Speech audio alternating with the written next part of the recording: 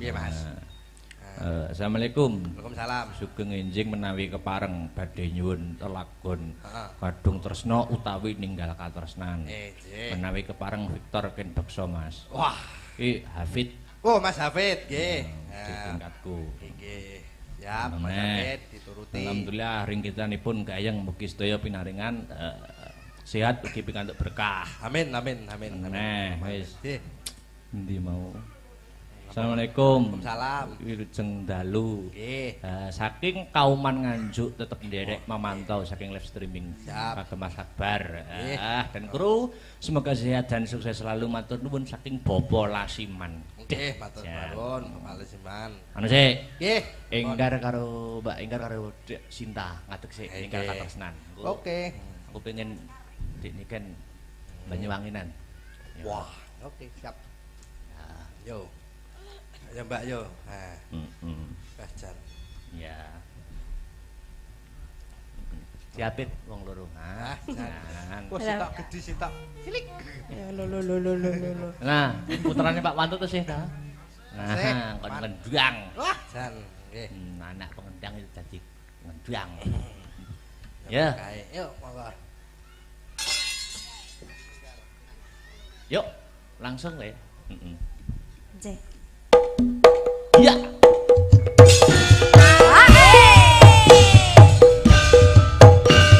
Adek Sinta, Mbak Enggar yo, Victor.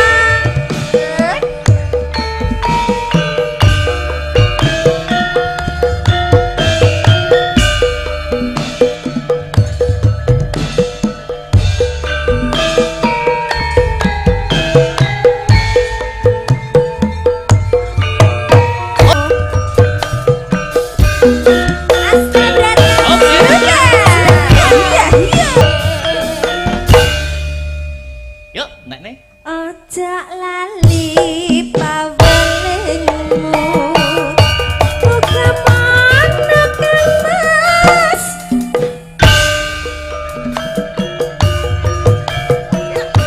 aku kan setia satu anteni nganti saelingmu.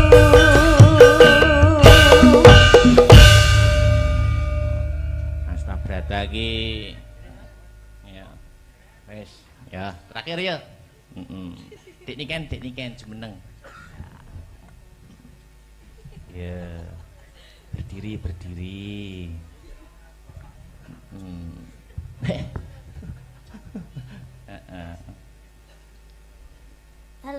halo apa kabar?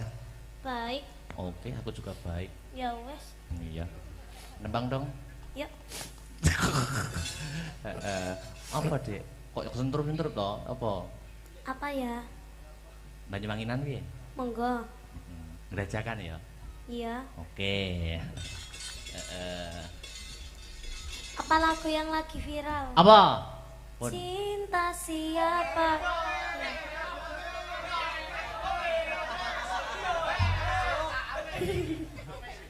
Cinta bojone Akbar.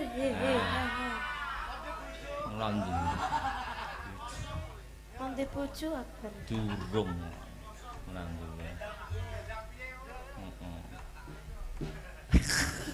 Gue aku menengane ora diwene umpan sik ora anu aku. Yo, apa kuwi sidane? Iku mau lho, Mas. Oh, kuwi sing cinta siapa? Heeh, tapi kok ngembengok kabeh ya. Oh ya. Cinta siapa? Sing ora bengok sesuk-esuk dilarung. Latihan sih, ndang cepet. Ya, latihan sih. Ini sinden-sinden, Bu. Bu Ya. melak bengok nggih, Bu nggih. Oh. Ayo, latihan. Cinta bojone Victor. Victor ganti bojo ya. Ora duwe. Bisa. Bengok kabeh ya. Ya. Cinta siapa? Cinta bojone Akbar. Hehe. Ha ha. Sida bojone Akbar to. Lah sida apa ora?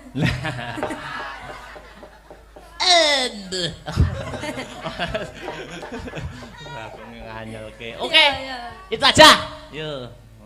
Ya apa terus judule? Apa, Dik? Iming-iming. Iming-iming. Nek gede omong-omong. Omong-omong. Ya. Yuk, Mas Tris. Makasih wis dibantu-bantu. Yuk.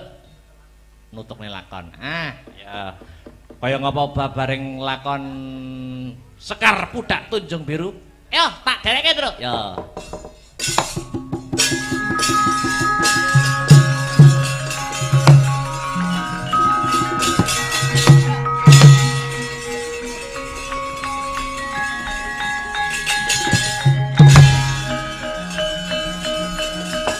Cinta bojone Akbar.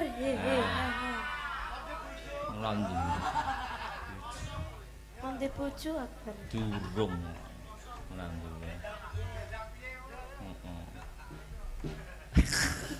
Gue aku menengane ora diwene umpan sik ora anu aku. Yo, apa ki sidane? Iku mau lho, Mas. Oh.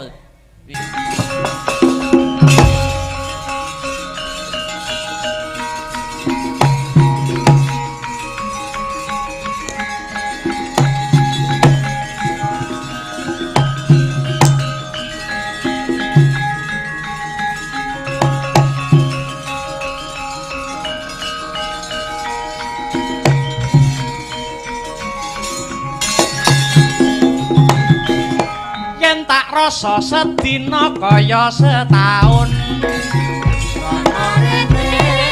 Kaya wong bingung Rina wengi tak bisa turun Ambung tansah mikir sliramu Pewayanganmu katane netra Sebulane iku mung rasa kangenku Kangen kangen kangen Kangen kangen kangen Kangen kangen kangen Aku kangen sliramu Assalamualaikum warahmatullahi wabarakatuh. Selamat pagi Mas Gareng. Selamat pagi, Truk. Pagi gong pagi Mas Witru. Alhamdulillah. Wiwit jam 09.00 nganti jam piro iki? Jam 2 kurang 10 menit manut jamku. Diparingi lancar ora ana alangan sawiji ngopo anggone awake dhewe paring lelipur ana Ngadipura kene. Weh, cobat. Ngambale atur sembah nuwun matur nuwun warga masyarakat Ngadipura Kecamatan Wonotirta Kadipaten Blitar. Sembah nuwun sampun ngaturi Den Akbar sak rombongan. Ora ketang klungsu-klungsu melu udu ya, Le. Nggih Mas Gareng. Muga-muga keluarga besar desa Ngadipura tinaringan teguh yuwana ayem tentrem sejahtera bahagia lahir dan batin ya Mas. Suaramu kok beda. Lah nyocokne wayange. Nyocokne wayange ya. Ya ngene iki lah. Iya. Nyocokne lambene wayang. Amin gong sing disuwun pancen kaya mangkono. Kaya sing tak aturke mau ngarep adicara wayangan ngene iki sing diuntungkan ora mung senimane. Bener, Truk. Sing golek duit pirang-pirang contone kaya tukang parkir mung golek Serono rafia pirang meter wis dadi duit. Ora lali kanca-kanca bakul. Heeh. Ngene iki tumplek-blek nganti mau sore teh jan. Dalan ora amet lho, Kang. Heeh. Iya, Gong. Muga diparingi laris kabeh. Entek dagangane kathah bathine. Amin. Aku nate ngrungokke pituturi guruku. Babakan 12 bab. Ora 12 bab mau pitutur saka guruku babakan kapitayan. 12 bab mau apa wae, Truk? Piye jlentre, Kang? 12 babakan mau ya kuwi siji. Yang singkat itu waktu. Angka 2 yang menipu itu dunia. Angka 3 yang dekat itu kematian. Angka 4 yang besar itu hawa nafsu. Angka 5 yang sulit itu ikhlas. Angka 6 yang mudah itu perbuatan dosa.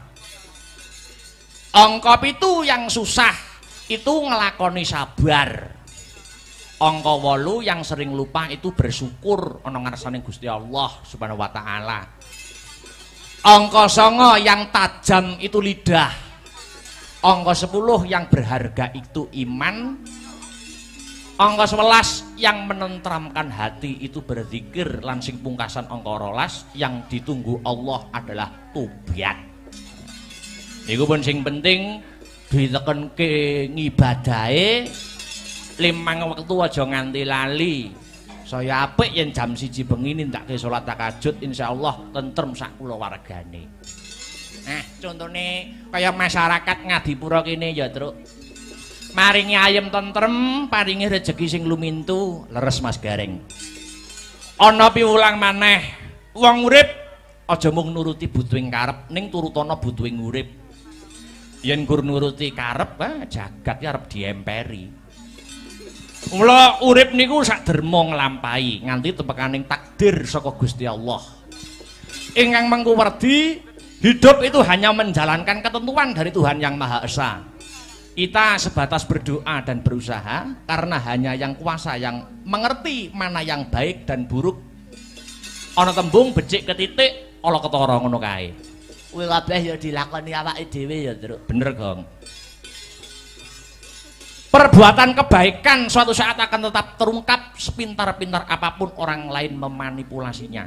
Sebaliknya suatu keburukan akan terungkap pada saatnya nanti. Wis kuwi tetep mula ana tembung wong kuwi aja sok gumunan, aja sok kagetan, aja sok getunan, aja aleman lan aja geleman. Maknane piye, Lid? Maknane piye, Kang? Ingkang mengerti jangan mudah terheran-heran atau terlalu kagum. Angka 2 jangan mudah menyesal, angka 3 jangan mudah terkejut, angka 4 jangan mudah manja, lan angka 5 jangan mengambil yang bukan haknya. Insyaallah nyambut gawe ning ngendi wae seneng, ora getapan, ora disirik karo wong. Kan ya elek-eleke wong iki yen nyolong kok. Nek wis nyolong iki wis. Ya, sitiong ora apa-apa yen rezekine dhewe. Apa meneh nglakoni metro gareng Bagong kaya ngene iki Mas Gareng. Piye, Le? Piye, Kang? Ndalangi lak walah. Abot sanggane. Ndalangi iso swara kung kaya Mbah De Anom, sabet trampil kaya swargi Mbah De Mantep sing ngangeli payune. Nah. Lah nek kuwi nasib kuwi. Ya wis bakune saiki seneng-seneng menyelam sambil minum air. Pelak, Mbah, pelak. Pelak. Tintingane pelak. Dikendheni sik. Yen ning tawang ana lintang lanjutna Mas Heru.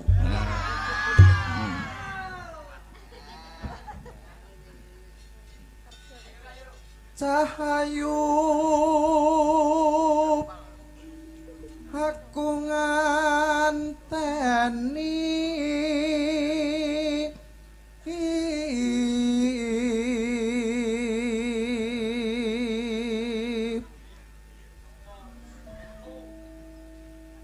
marang mega ing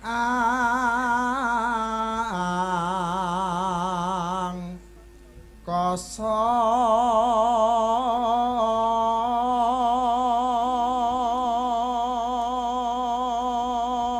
Cek metu megatruh karo Mas Kumambang. Ya. Sun takon war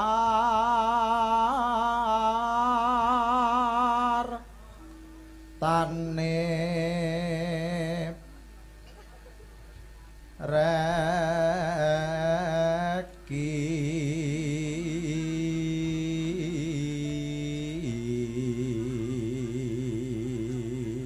aku karo Mas Heru malah kaya dagelan sepelan kelambine padha. Sama Mas Da. Iya, anyar baru.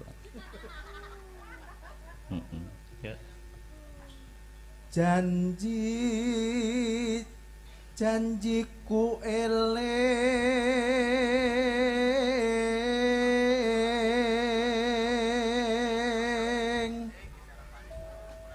sumadut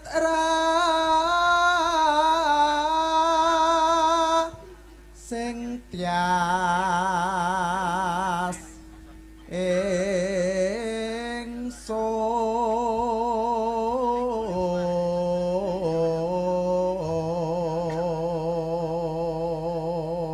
tanggal 20 kok Mas Tiar kon pencak ning dhuwur panggung. Wah, deplok cengelmu we. Malah karo-karuan dari arep golek silihan kaos. Walah. Yo. Nimas ingsun prasapa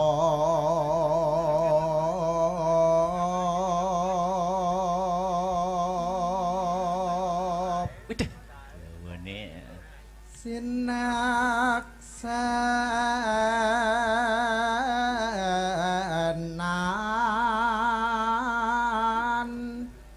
bumi langit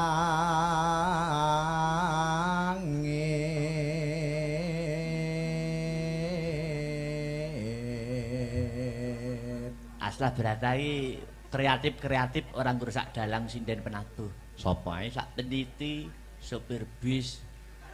Iki ya kreatif. Nang kreatif ya nganjuk Blitar lewat bareng iki. Nalari ndi. Iya. Ora sisan liwat Trenggalek bisa sisan Tamasya ngono. Nek diomongi ngeyel nesu modele. Nek dimut bathuke nana. Yo. tangis ing tias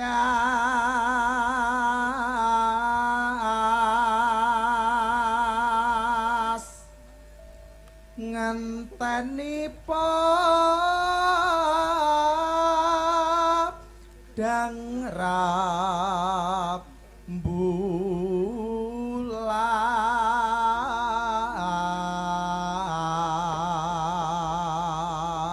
Was. Suarane Mas Heru wungkul. Ora entek babar blas. Aku ya tau diomongi karo dosenku. Kowe nek bar kowe nek pengen suaramu ora gerok, kowe banyu sumur ka ada ana botol. Kayak gendreng, nek wis ngembun ombenen. Nyatane ya ora tau gerak nek ora pinuju flu ngono kae. Iya. Sri. Aku ngerti ya, suara entek itu jenenge Sri. Mangsaku anggere ana terop ngadeg kok enek Srine. Pak Catur ana Sri, Pak Sleng ana Sri, Pak Kelilur ana Sri.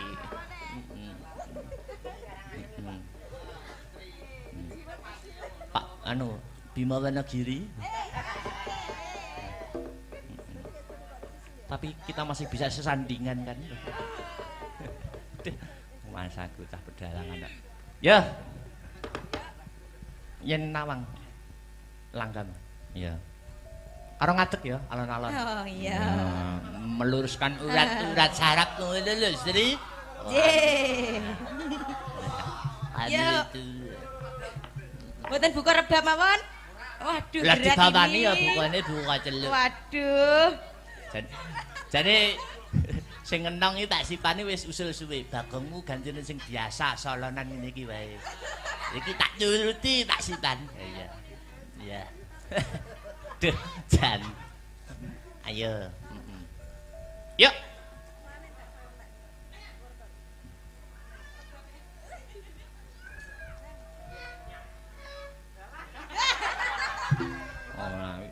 Oh, di tangannya ra tekan lho, lan buka celok. Yo. Yening tawangun. Ayo Sri. Lintang bagus. Ngenteni kakang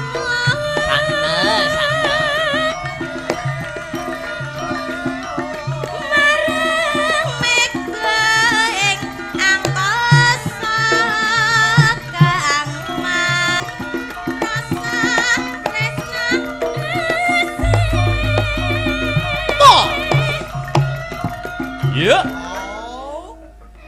Duh. 2 kali Mas Arya. Karo engko dijaipong iki tipis-tipis ya. Yo. Yen ning tawangan lintang wong bagus.